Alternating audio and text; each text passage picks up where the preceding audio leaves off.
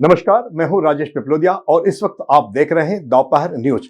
लगातार नई और ताजा जानकारियों के लिए हमारे चैनल को आप सबसे पहले सब्सक्राइब कर लीजिए पेश है एक खास खबर। सिंगापुर टाउनशिप सहित आसपास की दर्जनों कॉलोनियों के लोग पिछले लंबे समय से चक्का जाम की स्थिति से परेशान हो रहे हैं। क्षेत्रीय लोगों की परेशानियों को देखते हुए रेलवे, जिला प्रशासन, नगर निगम, यातायात पुलिस सहित अन्य विभागों के अधिकारियों द्वारा अंडरपास स्थल का सोमवार को निरीक्षण कर निर्माण की प्रगति एवं संभावित सुधारों का आकलन किया गया।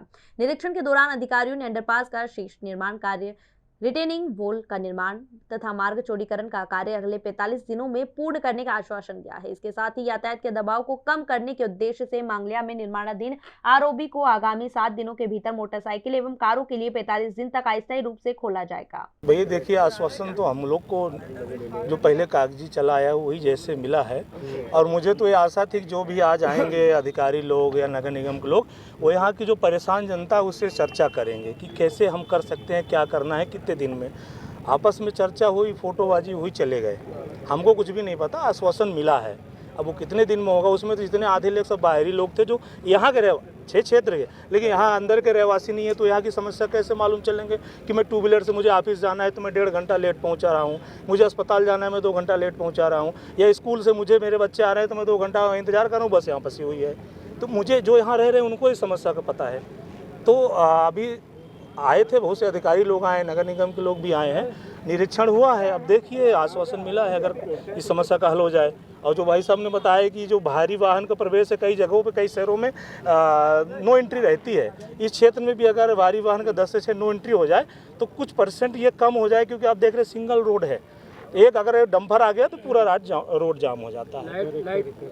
ये बहुत बड़ी समस्या है। इसका निराकरण के लिए मांग तो की गई है, टीआई साहब ने भी बोला है कि शायद इसका करेंगे। आपको विगत होगा कि पिछले कुछ समय पहले मांगलिया क्षेत्र और सांवेर विधानसभा में अर्जुन बड़ौदा से लेके मांगलिया और सिंगापुर क्षेत्र में ट्रैफिक बिल्कुल जाम हो गया था। 2-3 दिन जाम रहा था, और वो ट्रैफिक की समस्या को लेके माननीय तुलसी सिलावट जी के पास हम सब लोग गए थे।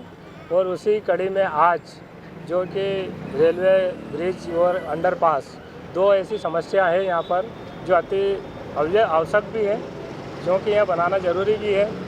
जैसा आप जानते हैं कि मांगलिया में ब्रिज बन रहा है, और सिंगापुर में जो कॉलोनियाँ हैं, इस कॉलोनियों में जाने के लिए अंडरपास, तो हम लोगों ने अंडरपास भी मंजूर करवा दिया माननीय तुलसी सिलावट जी ने, और ब्रिज भी। पर जब ब्रिज के लिए इंटरनेट रोड कहीं भी नहीं था, और उन्होंने इसको बिगैर सोचे समझे अधिकारियों ने बंद कर दिया। वो सारा ट्रैफिक यहाँ पर हमारे वार्ड 35 से होते हुए, सिंगापुर से होते हुए यहाँ पर एबी रोड पे आ रहा था।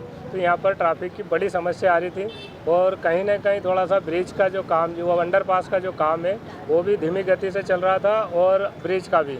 तो इसीलिए हमारे माननीय तुलसी सिलावट जी ने DMR को, SDM को और संबंधित अधिकारी और नगर निगम के अधिकारियों को सभी को बुलाया था। D1 पे आज उन्होंने बैठक रखी थी, और वहाँ से उन्होंने सख्त निर्देश दिए थे कि ये समस्या का समाधान जल्द से जल्द करें।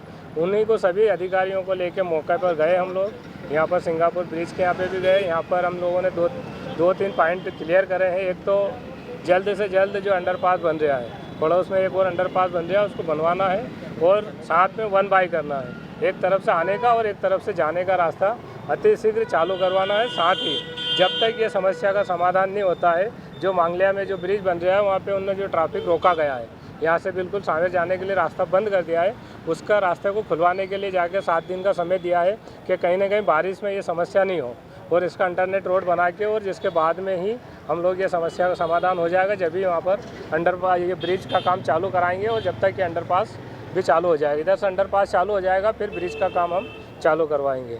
ये आज की समस्या थी, लोगों की शिकायत थी, ये शिकायत का समाधान करा हमने।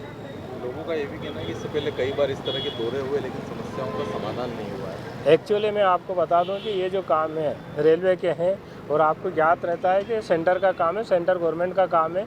यहाँ पर अनुमतियाँ जो है, स्वीकृतियाँ रहती है, कुछ टेक्निकल समस्याएं रहती है, उन सभी चीज़ों का समाधान करना पड़ता है, जिसके बाद में ही काम होता है। ना कि ये नगर निगम का काम है, ना ही स्टेट गवर्नमेंट का काम है। तो इसमें कहीं ना कहीं हम भी जानते हैं कि इसमें, परंतु हम लोगों ने पूरा प्रयास किया। जब भी जाके आज मंत्री जी ने इतना प्रयास किया कि उनके वार्ड में, मेरे वार्ड में भी एक ब्रिज बन रहा है, ये केलोधाला में, और एक यहाँ मांगलिया में बन रहा है। तो ये सब चीज़ें मंजूरी करवाना और इनको धरातल पे लाने में कुछ तो समय लगता है, और यही इसी के कारण से लोगों में थोड़ा सा परेशानी हो रही है। हम भी अगर घर बनाते हैं तो हमारे घरों में घर बनाने टाइम पे समस्याएं तो आती हैं, तो आज इतने बड़े बड़े ब्रिज बना रहे हैं तो ब्रिजों में थोड़ी तो समस्या आएगी। फिर काम धरातल पर आने में सालों लगते हैं भाई धरातल में आने में आप बताएंगे कि भाई सालों कैसे लग गए। अभी जैसा 2 साल भी नहीं हुए हैं, ये पानी की समस्या अब जो कॉलोनियाँ थी, जो इतना ट्रैफिक नहीं था, आज इंदौर शहर में ट्रैफिक कितना बढ़ गया। तो ट्रैफिक कंट्रोल के लेके तो सब लोग काम कर रहे हैं भैया।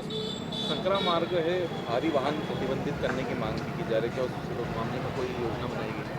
हम लोगों ने इसमें मैंने लेटर लिख दिया है माननीय कलेक्टर साहब को और उन्होंने वैसे करा भारी वाहन निषेध, परंतु कहीं ना कहीं अल्टरनेट जब तक नहीं होगा, अब इस क्षेत्र से अगर भारी वाहन नहीं जाएंगे या कोई समस्या रहती है, भारी वाहन के साथ साथ में हमको बसें भी रहती है, बड़ी गाड़ियाँ भी रहती है, वो अगर भारी वाहन निषेध करते हैं या नो एंट्री लगाते हैं तो ज़्यादा समस्या आती है। परंतु हमने ये कोशिश करी है कि यहाँ पे नो एंट्री लग जाए।